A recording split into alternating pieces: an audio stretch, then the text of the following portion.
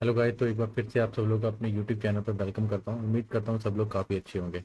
तो गाइस, आप लोगों के लिए स्मार्ट मनी और आईसीटी का एक बहुत ही इंपॉर्टेंट कॉन्सेप्ट है एक्सटर्नल रेंज लिक्विडिटी। ठीक है, ये टॉपिक लेके आया हूँ।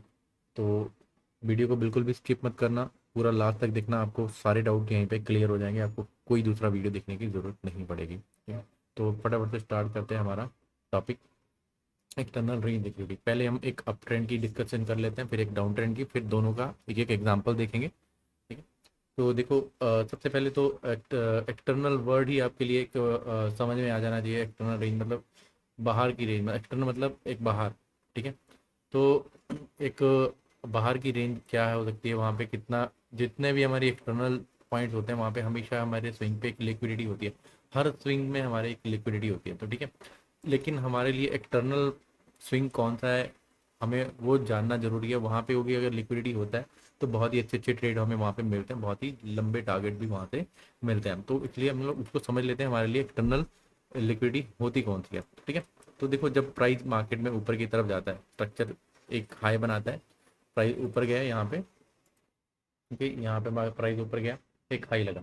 ठीक है, फिर इसके बाद एक नीचे आया प्राइस, लो लगाने के बाद इसने इसको ब्रेक करा, ये लो लगाने के बाद ये ब्रेक ऑफ स्ट्रक्चर जो है ब्रेक हो गया। ठीक है, अब जो ये जो ब्रेक ऑफ स्ट्रक्चर है, ठीक है, यहाँ पे ये हमारे लिए पॉइंट बनेगा एक्सटर्नल लिक्विडिटी का। मतलब अब मतलब ये हाई लगने का मार्केट नीचे गया था, तो चांसेस है ना कि मार्केट या तो दोबारा इसी पॉइंट से दोबारा नीचे गिर जाए, या फिर थोड़ा बहुत ऊपर जाके लोग एसएल लेने के बाद नीचे गिर जाए। ठीक है, तो इसलिए हम इसको बोलते हैं एक्सटर्नल लिक्विडिटी। ठीक है, जो हाई लगता है हमारा और जो लो लगता है, ठीक है, ये हमारे पास एक्सटर्नल लिक्विडिटी है। एक्सटर्नल लिक्विडिटी एकदम लास्ट वाला लो।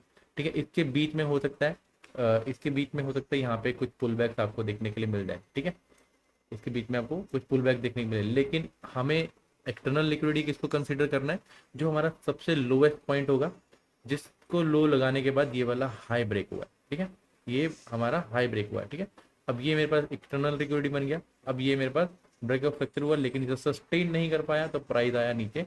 ठीक है, एक्सटर्नल लिक्विडिटी को लिया। ठीक है, उसके बाद प्राइस दोबारा ऊपर जाना शुरू हुआ। ठीक है, अब इसी के बीच में आप बोलोगे सर ये हमने तो पहले, हमारा सबसे रीसेंट पुल बैक था, हम तो इसको इंड्यूसमेंट भी कंसिडर करते थे। आप चाहें इसको इंड्यूसमेंट कंसिडर कर लो। ठीक है, लेकिन समझो पॉइंट को, आप अगर इसको, बिकॉज यहाँ पे कोई इसके बीच में कोई भी पुल बैक नहीं है। ठीक है, तो ये एक हाई लगा, एक लो लगा, एक हाई लगा। ठीक है, तो इसलिए मैं इसको ई आर एल कंसिडर कर रहा हूँ। ठीक है, एक्सटर्नल रेंज लिक्विडिटी कंसिडर कर रहा हूँ। ठीक है, अब देखो ये इंड्यूसमेंट वाला पॉइंट भी आपका यहाँ पे क्लियर कर दूंगा। ठीक है, तो देखो अगेन मार्केट ने ये लो लगाया, उसके बाद अगेन मार्केट ने ये जो पॉइंट है इसको ब्रेक करा, ये जो ब्रेक ऑफ स्ट्रक्चर था हमारा, ये वाला, इसको प्राइस ने ब्रेक कर दिया। अब इसमें क्या है ना, इसमें सबसे इंपॉर्टेंट हो जाता है कि ये इसमें जब हमारे पास एक कोई रिसेंट वाला पुल बैक होता है ना, क्योंकि इसके बीच में हमारे पास पुल बैक है, इसमें हमारे पास पुल बैक नहीं थे, ये जो था ये स्ट्रेट मूव था, इसमें हमारे पास पुल बैक नहीं थे, तो इसके लिए हमारे पास एक्सटर्नल लिक्विडिटी यहाँ पे थी।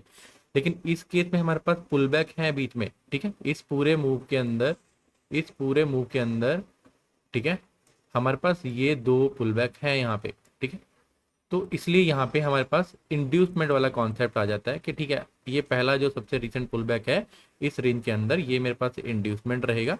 ठीक है, अगर मार्केट इसका भी लिक्विडिटी लेगा देन तब भी मैं ट्रेड कर सकता हूँ। ठीक है, लेकिन अगर यही प्राइस यहाँ पे इंड्यूसमेंट ना लेते हुए नीचे तक आ जाता, इस पॉइंट तक आ जाता, ठीक है, इस पॉइंट तक आता, तो ये मेरे पास ई आर एल था। क्या था ये मेरे पास?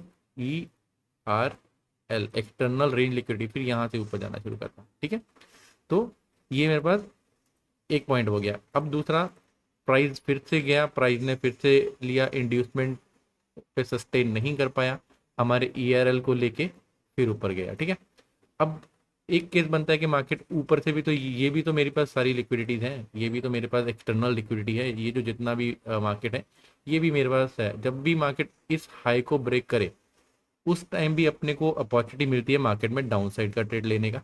ट्रेड कैसे लेना वो मैं आपको बाद में बताऊंगा। ठीक है, जब मार्केट अपना एक्सटर्नल लिक्विडिटी को लेता है, ठीक है, तब भी मेरे पास पॉइंट बनता है कि मार्केट में मैं अप ट्रेंड का ट्रेड ले सकता हूँ, अप साइड का ट्रेड ले सकता हूँ। ठीक है, मार्केट अपना, हमें कब इंड्यूसमेंट कंसीडर करना है, जब प्राइस आपका ज़्यादा दूर निकल जाए ना। देखो, ब्रेक ऑफ स्ट्रक्चर या लिक्विडिटी जब तब लेगा जब प्राइस बहुत ही पास में होगा, मतलब स्ट्रक्चर ब्रेक करा, प्राइस ज़्यादा दूर निकल नहीं पाया, वहीं से वापस आ गया नीचे की तरफ। ठीक है, तब वो मेरे लिए ई आर एल होता है। लेकिन अगर प्राइस जैसे यहाँ पे मैंने दिखाया कि ये प्राइस काफ़ी दूर यहाँ से निकल गया है, ठीक है, इस केस में अगर इंड्यूसमेंट वाले कॉन्सेप्ट पे हम फोकस करें तो ये वाला ज़्यादा अच्छा वर्क करता है कि इंड्यूसमेंट से ही प्राइस मोस्टली वापस चला जाता है, ठीक है, यहाँ तक नहीं आता है, अपने एक्सट्रीम पॉइंट तक नहीं आता है। इस वाले केस में जब प्राइस काफ़ी अच्छा निकल जाता है आगे, देन आप इंड्यूसमेंट वाले कॉन्सेप्ट पे फोकस कर सकते हो कि यहाँ पे इंड्यूसमेंट लेने के ज़्यादा चांसेस बनेंगे, ना कि ईआरएल तक जाने के ज़्यादा चांसेस बनेंगे। ईआरएल आ गया वहाँ पे आ गया अलग केस है, लेकिन इंड्यूसमेंट से चांसेस हमारे ज़्यादा हाई होंगे, ठीक है। तो आपको हमेशा देख करना है कि जब भी मार्केट अपने हाई को ब्रेक करे, तो अगर वो ज़्यादा दूर निकल गया है तब आप इंड्यूसमेंट वाले पॉइंट पे फोकस करें। अगर ज़्यादा दूर नहीं निकला है, ठीक है, यहीं से गया, तो आप कोशिश करना कि आपके अगर ईआरएल पे आए मार्केट, एक्सटर्नल पॉइंट पे आए, एक्सटर्नल रेंज लिक्विडिटी पे आएगा, सबसे लोएस्ट पॉइंट पे आएगा, ठीक है, तो वहां से आपको ट्रेड फाइंड आउट करना है, ठीक है। वहां पे अब आपके पास ट्रेड क्या बन सकता है, यहाँ पे अगर मान लो यही वाला एक पॉइंट है, थोड़ा क्लियर करता हूँ इसको, सारा ही क्लियर कर देता हूँ, ठीक है। तो ठीक है, अब मान लो ये वाला पॉइंट है, यहाँ पे ये प्राइस ने स्ट्रक्चर ब्रेक किया, ऊपर का लिक्विडिटी लिया, एक्सटर्नल पॉइंट का लिक्विडिटी लिया, उसका प्राइस नीचे आ गया, ठीक है। अब हमारे नीचे वाले पॉइंट पे आ गया जहाँ पे ये लो लगने के बाद प्राइस ने ये वाला हाई ब्रेक करा था, ठीक है। तो मीन की अब ये मेरे पास एक्सटर्नल लिक्विडिटी है। अब यहाँ पे अगर कैंडल का फॉर्मेशन कुछ ऐसा हो जाता है, कैंडल का शेडो तो नीचे जाता है लेकिन बॉडी जो है ऊपर क्लोज हो जाता है, ठीक है, तब मैं मान सकता हूँ मेरा लिक्विडिटी जो है, ईआरएल जो है लिक्विडिटी स्वीप हुआ है, ठीक है। या तो फिर एक केस बनता है कि मार्केट का प्राइस जो है नीचे चला जाए, कैंडल का क्लोजिंग भी आ जाए नीचे की तरफ, कोई इशू नहीं है, ठीक है, लेकिन अगला ही कैंडल जो है इसकी लिक्विडिटी ग्रैब करे, इस प्रीवियस कैंडल का लिक्विडिटी ग्रैब करे, और उसके बाद फिर से आके इसके अंदर आके क्लोज हो जाए, मतलब इस कैंडल का लिक्विडिटी ये कैंडल इस तरीके से ग्रैब कर ले और जाके ऊपर जाके क्लोज हो जाए, उस केस में भी मैं मानूंगा कि ठीक है, ये मेरा इंजीनियरिंग लिक्विडिटी जो है वो ग्रैब हुआ है, लिक्विडिटी ग्रैब हुआ है। लेकिन ये कंडीशन क्या है, ये प्राइस इतना ऐसा नहीं बहुत दूर निकल गया है। ऐसा नहीं करना कि प्राइस यहाँ से बहुत दूर निकल गया फिर आप कर रहे हो कंसिडर, नहीं, उस केस में नहीं, उस केस में कॉन्सेप्ट अलग आ जाएगा, ठीक है, कॉन्सेप्ट अलग हो जाएगा, लेकिन ये वाला कॉन्सेप्ट वहाँ पे एप्लीकेबल नहीं होगा, ठीक है। तो आपके पास ये दो कंडीशन से आपको ट्रेड मिलेगा। ट्रेड अब देखो, ये जो लिक्विडिटी है ना, इसको आपको देखना है हायर टाइम फ्रेम पे, हायर टाइम फ्रेम पे देखोगे ज़्यादा अच्छा वर्क करेगा। मिनिमम 1 आवर, मेरी तरफ से 1 आवर का जो चार्ट होगा आपके लिए वो सबसे बेस्ट होगा। उसमें आप अपना स्ट्रक्चर मैपिंग करो, उसमें अपना सारा जो है मार्क करो, टीआरएल मार्क करो, सब कुछ मार्क करो, ठीक है। देन आप वहाँ पे जाके ये सेटअप को फाइंड करना। जब भी आपका ट्रेड बनेगा, वो कैसे बनेगा, अगर यहाँ पे मान लो ये लिक्विडिटी ग्रैब हुआ, मान लो ये वाले पॉइंट का लिक्विडिटी ग्रैब हुआ, ठीक है, ऊपर मार्केट जा रहा था, यहाँ पे ईआरएल मतलब लिक्विडिटी ग्रैब हो गया। अब यहाँ पे अपने को वही कॉन्सेप्ट लगाना है कि प्राइस को क्या करना है, प्राइस को स्मॉल टाइम फ्रेम पे, 5 मिनट का मान लो टाइम फ्रेम पे वहाँ पे स्ट्रक्चर शिफ्ट होना चाहिए, ठीक है। उसके बाद प्राइस को एक ओबी पे आना चाहिए, एक जहाँ पे हमारा इम्बैलेंस पेंडिंग हो, इम्बैलेंस पेंडिंग होने का जहाँ पे भी प्राइस आएगा, ठीक है, जैसी प्राइस से यहाँ पे आएगा अपन लोग एंट्री लेंगे, टारगेट रखेंगे सबसे रिसेंट वाला ओबी। अब वो जरूरी नहीं है कि मार्केट यहाँ तक जाएगा, बिकॉज देखो अप ट्रेंड है, अप ट्रेंड में जब आप काउंटर ट्रेड लोगे ना, तो आपको एक लिमिटेड टारगेट रखना है, 1:2 1:3 आपको मिलता है, वहां से एग्जिट हो जाओ। लेकिन आप बड़ा टारगेट प्लान कर सकते हो अगर आपका जो आपका ट्रेंड अप है, ठीक है, आपका स्ट्रक्चर में स्ट्रक्चर बोल रहा है मार्केट अप है, देन अगर आपका नीचे वाला लो ये यहाँ पे अगर ट्रेड मिलता है ना आपको, यही वाला कि मार्केट आपका लिक्विडिटी लेने के बाद आपका स्ट्रक्चर शिफ्ट करता है आपको स्मॉल टाइम फ्रेम में, तब लेते हो, तब आप ये बड़ा टारगेट भी प्लान कर सकते हो, तब उसके आने के चांसेस ज़्यादा है रेदर देन कि अगर आप ऊपर से सेल करते हो, क्योंकि उस केस में क्योंकि मार्केट एक ऑलरेडी अप ट्रेंड में है, तो मार्केट में जो ओबी होता है, जो डिमांड्स होती है वो ज़्यादा स्ट्रांग होती है अप ट्रेंड में, ठीक है।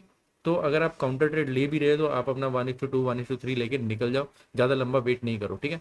लेकिन अगर आपको अप ट्रेंड में नीचे वाला लिक्विडिटी एक्सटर्नल लिक्विडिटी स्वीप होता हुआ मिलता है, उस केस में आप बड़ा टारगेट प्लान कर सकते हो, आप ये वाला हाई भी प्लान कर सकते हो, या थोड़ा और 1:3 की जगह 1:5 प्लान कर सकते हो, 6 प्लान कर सकते हो। लेकिन आप लिमिटेड टारगेट प्लान करोगे अपने अगर काउंटर ट्रेड ले रहे हो, अप ट्रेंड में अगर डाउन ट्रेड का ट्रेड ले रहे हो, अगर अप ट्रेंड में अप ट्रेंड का ट्रेड ले रहे हो तो आप लंबा टारगेट, ठीक है। तो ये बाय साइड का है। एक सेल साइड का एग्जांपल हम लोग देख लेते हैं। तो देखो एक ये है एक हमारे पास सेल साइड का एग्जांपल, ठीक है। तो यहाँ पे भी मार्केट ने देखो सेम वही है कि मार्केट ने एक ऊपर से नीचे गिर रहा है, यहाँ पे एक लो लगा, ये वाला हाई लगा, ये वाला लो ब्रेक हुआ, हमारा लिक्विडिटी ग्रैब हुआ, मार्केट ऊपर तक गया, इसकी लिक्विडिटी को लिया, नीचे आ गया, ठीक है। फिर से एक ये वाला ब्रेक स्ट्रक्चर जो है ब्रेक हुआ, लो ब्रेक हुआ, मार्केट ने फिर से लिया लिक्विडिटी, दिस टाइम मार्केट ने इंड्यूसमेंट लिया, इंड्यूसमेंट लेके मार्केट नीचे गिरे। अब ये ईआरएल बन गया मेरे लिए, क्योंकि ये इस लो के लगने के बाद यही वाला पॉइंट मेरा हाईएस्ट पॉइंट था।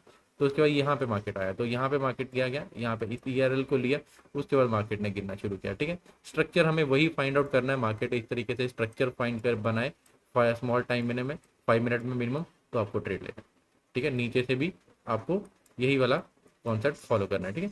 तो आपका जो सक्सेस रेट है, इस रेट में आपको काफ़ी अच्छे ट्रेड देखने को मिलेंगे, ठीक है। अब हम लोग लाइव एग्जांपल पे देख लेते हैं, एक दो एग्जांपल देखते हैं लाइव चार्ट के ऊपर।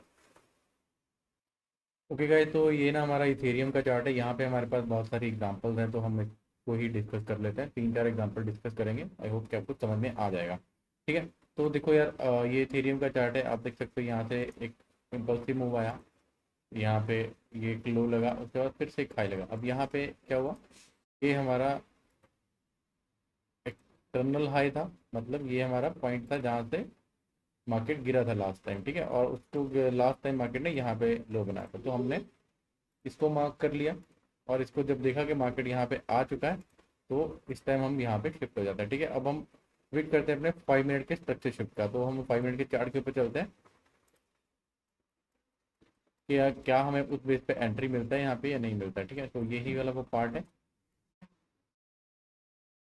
तो देखो यहाँ पे क्या होता है कि प्राइस देखो निकलता है, तुरंत ही आके हमारा 5 मिनट का स्ट्रक्चर जो है वो शिफ्ट हो जाता है, ठीक है। जैसे मार्केट की ये रेड कैंडल हमारा स्ट्रक्चर शिफ्ट करता है, हमारे पास नेक्स्ट वो भी कौन सा था, ये पूरा का पूरा कैंडल, क्यों, क्योंकि ये बाकी सारी कैंडल इसके इनसाइड है। तो मार्केट ने अपने ओबी को टैप किया, उसके बाद मार्केट में आपको जो ट्रेड मिल गया। तो हमारा जो मिनिमम टारगेट है 1:2, तो आपको लेने ही लेना है, ठीक है। उससे कम में आपका नहीं चलेगा, तो इजीली यहाँ पे देख सकते हो 1:2 आपका हिट हो गया, ठीक है। अब हम चलते हैं आगे वाले एग्जांपल की तरफ, सेकंड एग्जांपल की तरफ, ठीक है। मतलब स्ट्रक्चर शिफ्ट हुआ, ओबी फाइंड आउट किया, नेक्स्ट इमीडिएट ओबी आपको देखना है, कोई भी अदर इंड्यूसमेंट वगैरह नहीं देखना है, ठीक है। तो आपको जस्ट वहाँ पे ओबी में मार्क करना है और वहाँ से आपको ट्रेड एग्जीक्यूट कर देना है, ठीक है। तो ये आपका एक एग्जांपल हो गया। अभी हम कोई दूसरे एग्जांपल की तरफ चलते हैं। तो अब देखो, जब जैसे ही ये वाला हाई लगा था, अभी मार्केट ने यही वाला हाई लगाया था इथेरियम ने, जो हमने डिस्कस करा था ये, अब इसने इसको ब्रेक करा, ठीक है। इसको ब्रेक करने से पहले सबसे एक्सट्रीम लो कौन सा, ये वाला लगाया, ठीक है, यहाँ पे, ठीक है। अब देखो, यहाँ पे ये लो लगा दिया, मतलब कि मार्केट ने ब्रेक करके गया। अब यहाँ पे तो एक्सटर्नल लिक्विडिटी स्वीप नहीं हुआ, बिकॉज इतना दूर चला गया। अब हम इसको एक्सटर्नल लिक्विडिटी स्वीप नहीं मानते, ठीक है। हम मानेंगे इसी बार जब ये प्राइस इस जगह आता है, हमारा एक्सटर्नल लिक्विडिटी क्यों है, क्योंकि मैंने आपको जैसे बताया, पीछे से प्राइस जब आ रहा था, तो ये हाई लगाया था, ये हाई लगाया, ये लो लगाया और ये हाई लगाया, ठीक है। अब उसके बाद ये वाला लो लगाया, ठीक है। और उसके बाद फिर डायरेक्टली ये वाला हाई लगाया। बीच वाले सारे पॉइंट जो है वो इंड्यूसमेंट वाले पॉइंट है, ठीक है। उसको मैं डिस्कस नहीं कर रहा, सिर्फ एक्सटर्नल लिक्विडिटी को डिस्कस करूंगा। तो एक्सटर्नल लिक्विडिटी कहाँ पे थी हमारी, इस पॉइंट पे, ठीक है। तो ये वाला पॉइंट पे मार्केट आ चुका है, ठीक है। अब हम चलते हैं 5 मिनट के चार्ट के ऊपर, तो देखते हैं हमें कुछ एंट्रीज वगैरह की मिलती है। देखो, एंट्री लेने के दो तरीके हैं, मैं आपको बता देता हूँ। या तो आप एग्रेसिव ट्रेडर बन जाओ कि मुझे अगर मिल गया तो मैं एग्रेसिवली ट्रेड लूंगा, मतलब कैंडल ने कोई भी कैंडल अगर स्वीप कर गया, ठीक है, प्राइस को, जैसे यहाँ पे देखो एक एंट्री है आपकी इस तरीके से कि प्राइस गया नीचे, गया अगला कैंडल ऊपर आके क्लोज हो गया, तो आप यहाँ से भी एंट्री बना सकते हो, लेकिन ये थोड़ा एग्रेसिव एंट्री होगा, ठीक है। तो आप बेटर करो, अगर आप कोई सेफ ट्रेडर हो तो आपको चाहिए कंफर्मेशन। तो कंफर्मेशन के लिए आप क्या करोगे, आप स्ट्रक्चर शिफ्ट देखोगे। आपका यहाँ पे स्ट्रक्चर शिफ्ट हुआ, यहाँ पे आपके पास ये एक ओबी पड़ा हुआ था, ठीक है। आपने इसको मार्क किया, मार्केट का प्राइस आया, यहाँ पे इसको टैप करने का मार्केट आपको एंट्री देके निकल गया, ठीक है। क्योंकि हमने क्या कहते हैं, ट्रेंड के फेवर में ट्रेड करा है, तो ये ट्रेड का आपका टारगेट इतना बड़ा भी आप रख सकते थे। लेकिन अगर ट्रेंड के अगेंस्ट में जाएंगे तो 1:2, 1:3, उससे ज़्यादा एक्सपेक्ट नहीं करना, नुकसान आपका दोबारा स्टॉप लॉस हिट हो जाएगा, ठीक है। तो अभी चलते हैं हम लोग एक दो एग्जांपल और देख लेते हैं। 1 आवर का ही चार्ट है, यहीं पे हम लोग डिस्कस करेंगे। तो देखो, ये वाला पॉइंट पे मार्केट ने लो लगाने के बाद सीधा एक ये वाला हाई लगाया, ये लो लगाया, ये हाई लगाया, ठीक है। मीन्स की अब प्राइस ने यहाँ पे लिक्विडिटी ग्रैब किया, ठीक है। तो 5 मिनट के चार्ट के ऊपर चलते हैं। तो 5 मिनट के चार्ट के ऊपर हम डायरेक्ट अभी देखते हैं क्या हमें एंट्री मिल पाता नहीं मिल पाता, ठीक है। तो देखो यहाँ पे मार्केट में क्या हुआ, यहाँ पे स्ट्रक्चर शिफ्ट हो गया, यहाँ पे मार्केट में स्ट्रक्चर शिफ्ट हो चुका है, ठीक है। अब मेरे पास ट्रेड करने के लिए ओबी कौन सा था, सिर्फ एक ये वाला ओबी जो था, ये मेरे पास बचता है ट्रेड करने के लिए, ठीक है। तो ठीक है, तो यहाँ पे मेरे पास एक ओबी बचता है ये वाला ट्रेड करने के लिए। वैसे तो अगर देखा जाए ये पूरा ओबी है इस तरीके से, ठीक है, लेकिन आप इतना बड़ा अगर स्टॉप लॉस नहीं ले सकते हैं तो आप थोड़ा छोटा कर सकते हैं स्टॉप लॉस को, ठीक है। लेकिन यहाँ पे अगर आप लेते, अगर आप इसको मार्क करते, ठीक है, डायरेक्टली इसको मार्क करते, यहाँ पे ट्रेड एंटर करते, आपका स्टॉप लॉस हिट हो जाता। लेकिन आपको दोबारा फिर से यहाँ पे एक एंट्री देख सकते हो कि दोबारा फिर से मार्केट ने यहाँ पे आपको स्ट्रक्चर ब्रेक करा।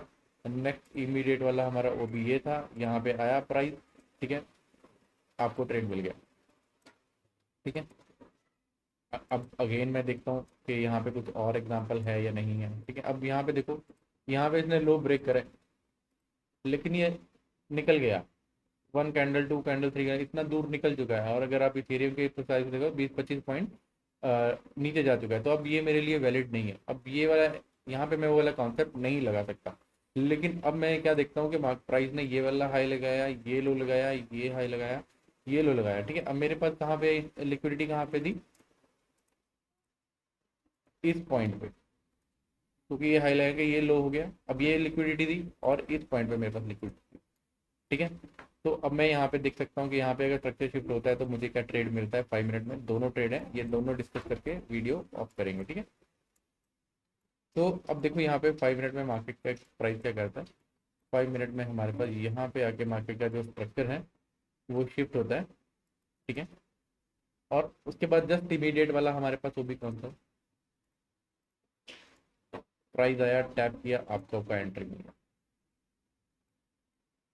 क्योंकि यहाँ पे क्लियर एफबीजी था, प्राइस गया ऊपर तक, आया प्राइस, टैप किया, आपका एंट्री आपको मिल गया। अगर आप नीचे वाले ओबी का वेट करते हो तो आप वो भी कर सकते हो, ठीक है।